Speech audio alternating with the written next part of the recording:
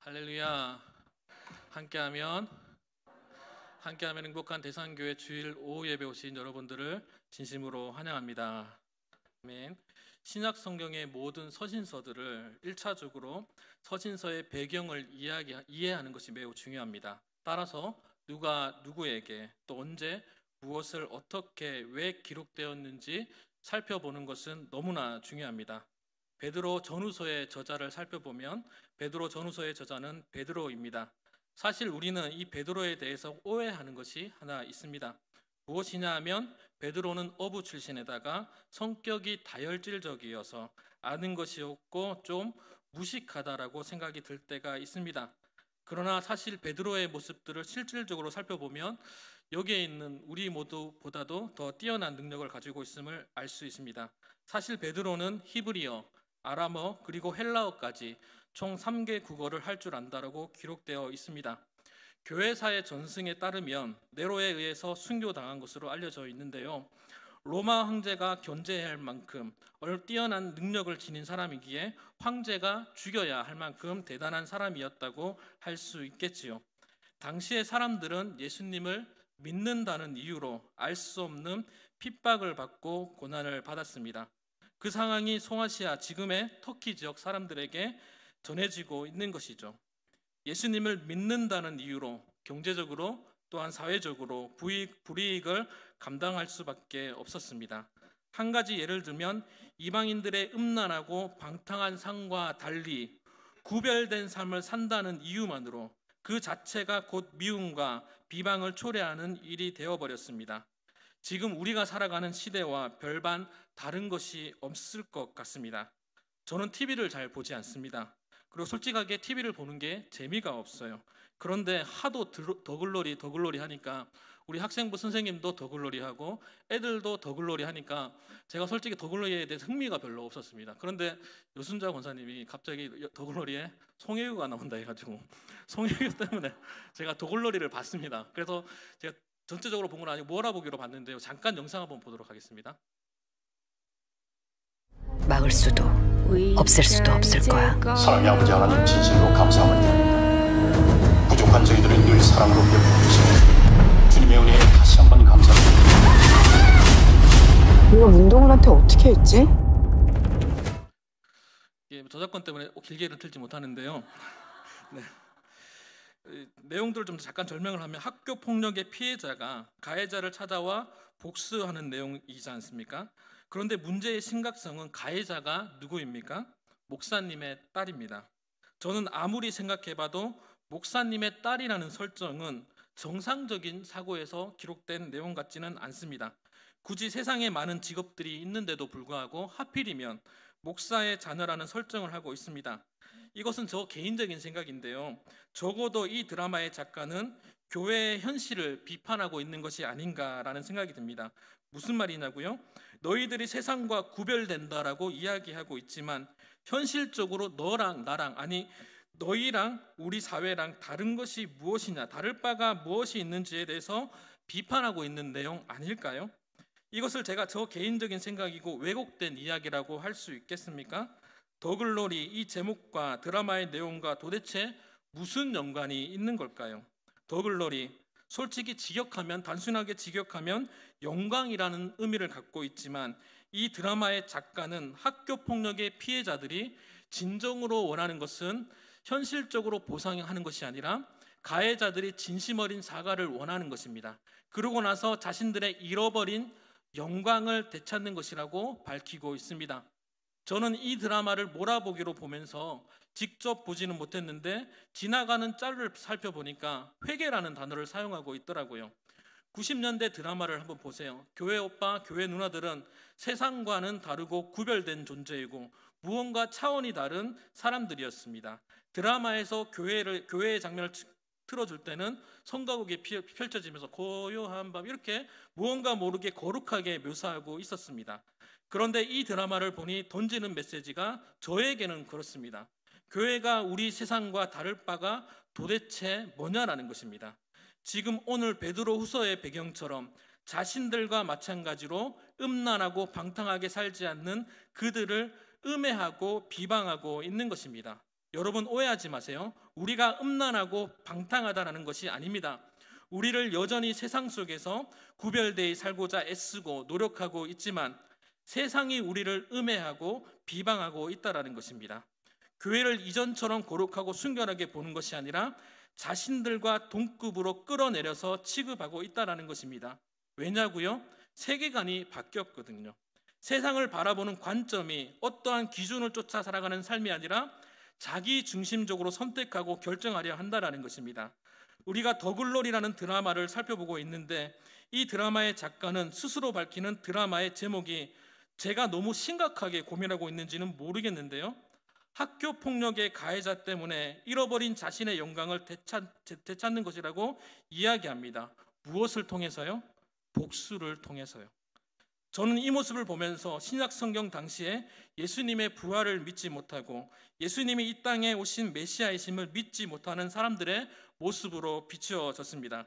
그게 누구입니까? 율법주의자, 오늘 본문이 이야기하는 거짓 선지자들입니다.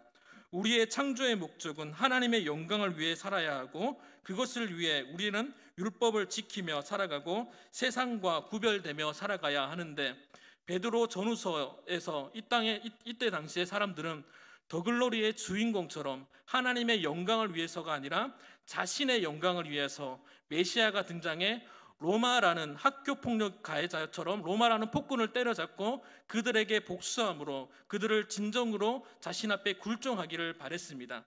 그러나 베드로의 권면은 고난 중에 오히려 고난을 즐거워하라고 가르치고 있습니다. 왜요? 우리는 하늘나라를 소망하며 품을 수 있는 존재이니까요. 누구 때문에? 예수님 때문에요. 그러나 예수님을 믿지 않거나 혹은 믿는다 할지라도 율법주의에 또한 거짓 선지자에 매여 사는 사람들은 오히려 그들을 음해하고 비방했다라고 기록하고 있습니다. 요즘으로 치면 누구인가요? 신천지, JMS 등 이단이 있잖아요. 우리 교회도 한 주에 한 번은 다데오 지파에서 편지가 옵니다. 제가 중간에서 다 버리고 있습니다.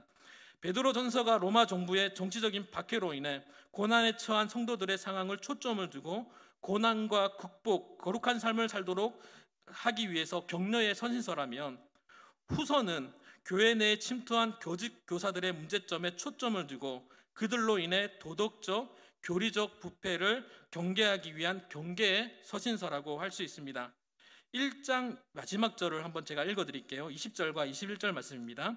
먼저 알 것은 성경의 모든 예언은 사사로이 풀 것이 아니니 예언은 언제든지 사람의 뜻으로 낸 것이 아니요 오직 성령의 감동하심을 받은 사람들이 하나님께 받아 말한 것이니라 라고 기록되어 있습니다. 이게 무슨 말인가요? 하나님의 말씀을 우리가 사서로이 풀 것이 아니라는 것입니다. 왜요? 하나님으로부터 온 것이니까. 그런데 신천지나 JMS 같은 이단들은 이 하나님의 말씀을 사사로이 풀고 있습니다. 성경의 문맥과 배경 등을 충분히 이해하고 하나님의 뜻이 무엇인지 발견해야 하는데 그들은 그냥 사사로이 자기 마음대로 해석하고 자기가 유리한 대로 붙여넣기를 하고 있습니다. 1절 하반부 말씀입니다. 자기들을 사신 주를 부인하고 임박한 멸망을 스스로 취한 자들이라 라고 기록하고 있습니다. 신천지는 비유풀이를 통해서 주를 부인하고 임박한 멸망을 스스로 이만희를 취한 자들입니다. JMS는 거짓 모략으로 사람들을 선동하고 거짓으로 세뇌시켜요. 그러면서 우리를 사신 주를 부인하고 임박한 멸망을 스스로 정명석을 취한 자들입니다. 여러분 여기서 오해하지 않으셨으면 좋겠습니다. 제가 오늘 본문의 말씀이 신천지와 JMS를 염두를 하고 말씀하신다는 것이 아닙니다. 고난 가운데 우리에게 다가오는 거짓 교사들의 속임수에 속으면 안 된다는 것을 말씀드리는 것입니다. 2절 하반부에 보면 진리의 도가 비방받을 것이요 라고 기록되어 있습니다. 이것을 예전의 성경을 보는데 살펴보면 회방받는다라고 표현하고 있습니다. 이것을 하나님의 진리는 윤리적으로 도덕적으로 매우 인간의 삶의 표준이 되는데 거짓 교사들에 의해서 진리의 도마저도 비방을 받고 있다라는 것입니다. 여러분 코로나가 터지고 대구의 지역에 어떠한 일이 일어났습니까? 대구의 신천지들로 인해서 교회들이 비방을 받았습니다. 그런데 신천지들은 이전까지는 자기들이 일반 교회인 척하다가 이제는 대놓고 신천지라고 이야기하는 커밍아웃하는 아이러니한 상황이 있습니다. 보세요. 대놓고 교회를 음해하고 비방하면서 세상과 교회를 똑같이 끌어내리려 합니다. 더글로리는 학교 폭력의 가해자는 목사의 자녀라는 설정을 하고 있습니다.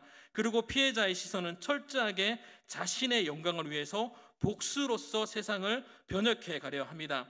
거짓 선지자들은 철저하게 자신의 영광을 위해서 세상을 탐심으로써 지어낸 말로 거짓말을 하고 있습니다. 1세기 당시와 지금의 상황은 오늘 본문과 오늘 내용을 살펴보면 변한 것이 있습니까? 변한 것은 전혀 없는 것 같습니다. 물론 우리의 환경은 달라졌습니다. 이제는 드론 택시가 하늘을 날게 될 것입니다. 그 누구도 어떠한 언어로 이야기하든지 구글 번역기를 사용하면 누구나 소통할 수 있습니다. 그러나 하나님 없이 자신의 영광을 위해 살아가는 삶과 하나님이 내 삶의 주인으로 모셔놓고 살아가는 삶은 구분은 변함없습니다. 세상이 아무리 변해도 구원의 문제는 해결할 수 없습니다. 인공지능 AI가 아무리 발달한다고 한들 무에서 유를 창조할 수 없습니다. 어차피 모든 것은 창조의 흔적 아래서 이루어지고 변화를 이루며 이루어지는 것입니다. 그렇다면 우리 인간의 삶의 변화와는 별개로 우리에게 사나 죽으나 우리에게 유일한 위로는 예수 그리스도밖에 없습니다. 그러나 세상은 이러한 주를 부인하고 점점 스스로 멸망하는 길로 취한다고 기록하고 있습니다. 이러한 혼란 속에서 안타깝게도 교세는 주는데 이단들은 점점 대놓고 늘고 있습니다. 또한 멀쩡한 교회가 자꾸 은사교회로 흘러가는 것을 보게 됩니다. 그렇다면 왜 이렇게 젊은 청년들이 이단에 빠지게 되는 걸까요? 왜 이렇게 교회들이 은사주의 교회로 변질되고 있는 걸까요? 그것은 하나님의 말씀대로 살고 싶은데 말씀대로 살아가려고 하니 너무 힘든 겁니다.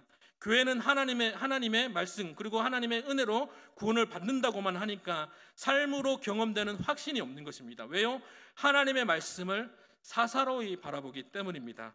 우리가 어디에서 왔고 어디로 가야 하는지 제대로 지키지도 못하는 하나님의 말씀이 왜 존재하고 예수 그리스도가 왜 우리를 위하여 이곳에 오셨는지 또 우리가 어떻게 살아야 할지를 깊이 이해하려면 이 하나님의 말씀을 정확하게 묵상하고 제대로 봐야 하는데 그 모든 것이 다 기록된 것이 하나님의 말씀이라고 이야기하면서도 이 말씀에 대해서 궁금하다고 이야기하면서도 하나님의 말씀을 사사로이 보고 있다는 것입니다.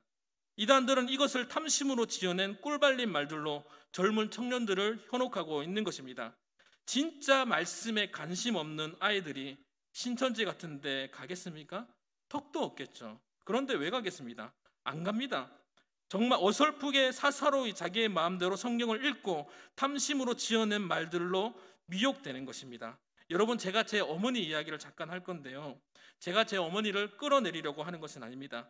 저희 어머니는요, 성경을 정말 사사로이 봤습니다. 성경에 기록된 성령의 능력이 자신에게도 임할 것이라는 확신한 믿음을 가지고 살았습니다. 이렇게만 보면 정말 믿음이 대단한 사람처럼 느껴집니다. 그렇게 착각하면서 성경을 사사로이 읽으니까 어느 날 멀쩡한 교회를 다니다가 기도원으로 들어갔어요. 탐심으로 가득한 그들의 말에 속고 미혹되어서 아버지가 조현병 환자거든요.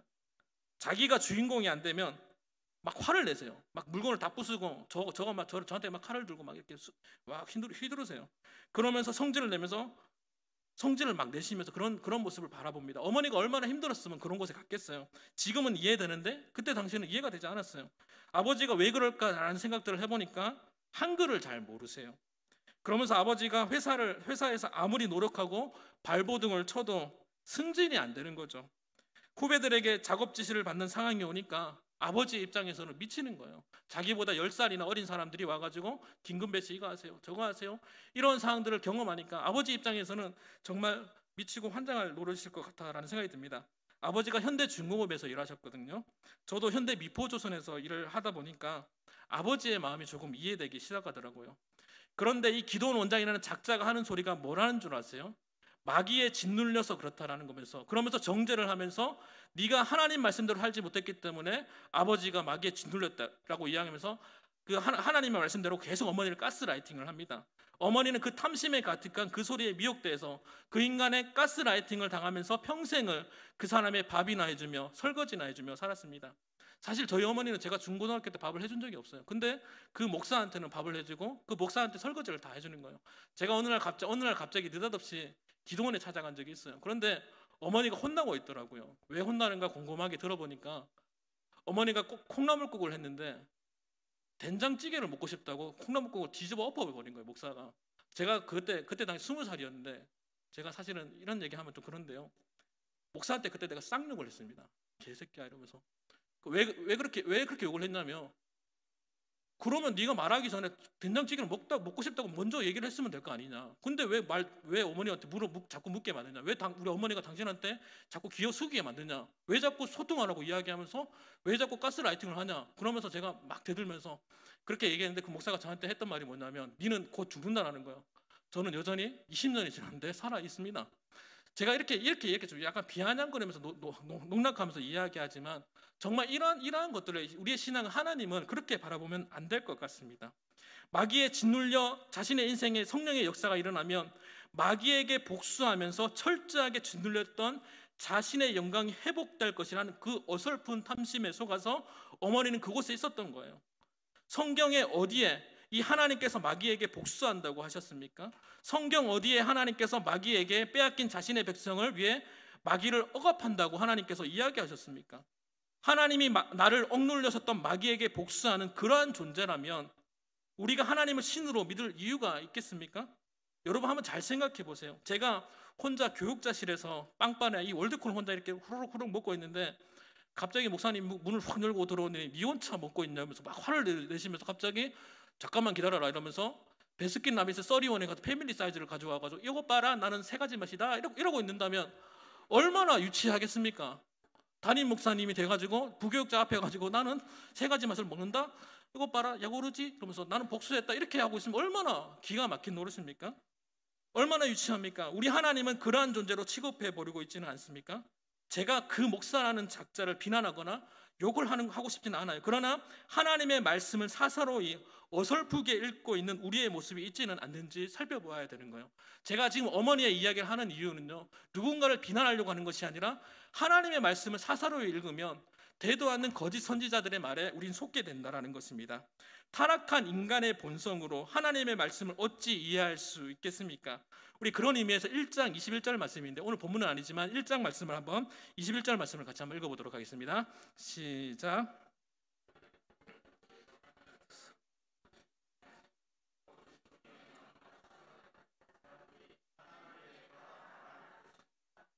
아멘. 이 하나님의 말씀은 인간의 말이 아니기 때문에 목사님의 이야기, 아무리 어떤 뛰어난 목사가 이야기한다고 한들, 뛰어난 교육자가 이야기한들 우리 무조건적으로 수용하는 것이 아니라 하나님의 말씀에 부합한 이야기를 하는가 우리는 점검해야 됩니다. 그렇게 하기 위해서 우리는 하나님의 말씀을 스스로가 사사로이 읽어서는 안 될 것입니다.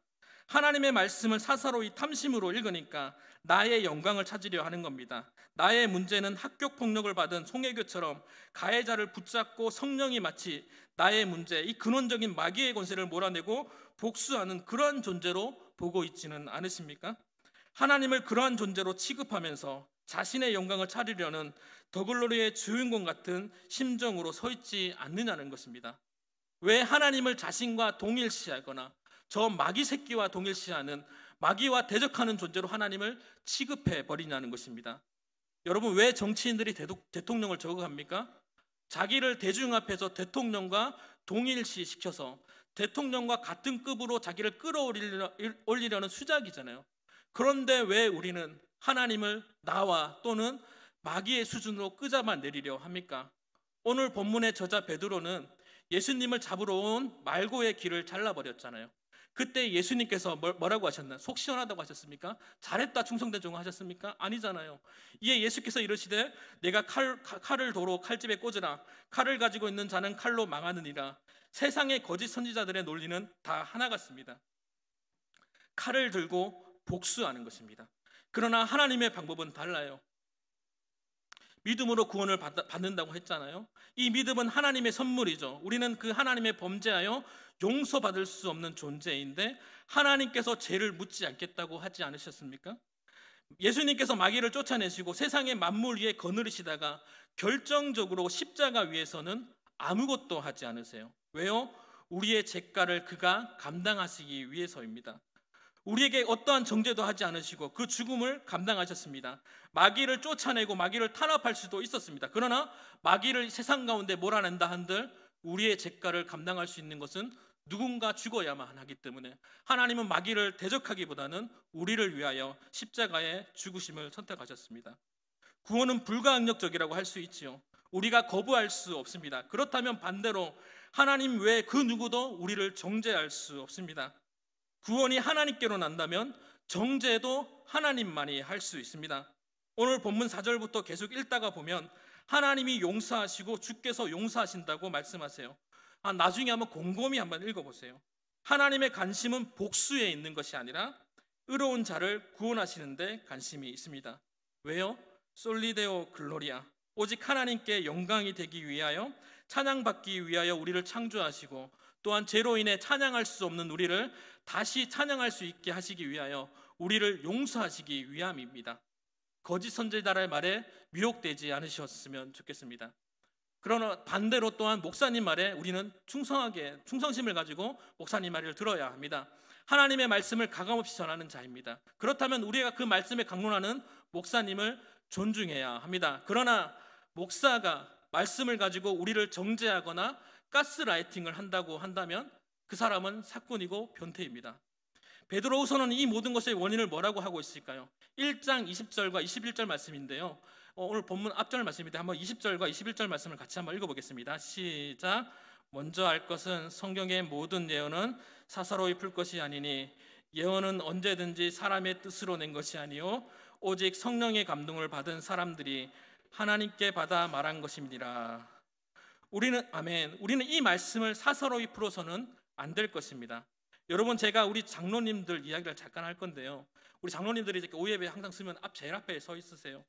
제가 장로님들을 보면은요, 솔직하게 얘기할게요. 좀 불편합니다.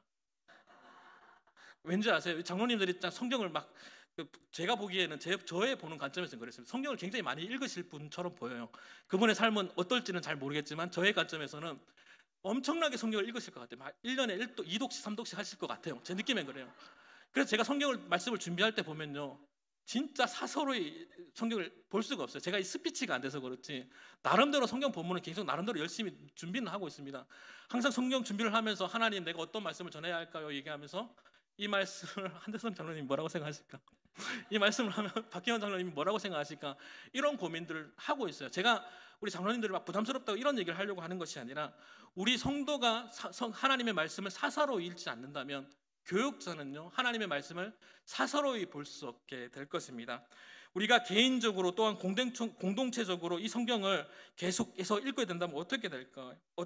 개인적으로는요, 이단의 꿀발린 소리에 흔들리지 않게 되겠죠. 우리 공동체적으로 바라본다면 어떤 일이 발생할까요? 성도가 자꾸 성경을 달달 읽는데 교육자가 성경을 사사로이 바라볼 수 있겠습니까? 저는 신학교를 이제 다니면서 교회사를 배웠잖아요.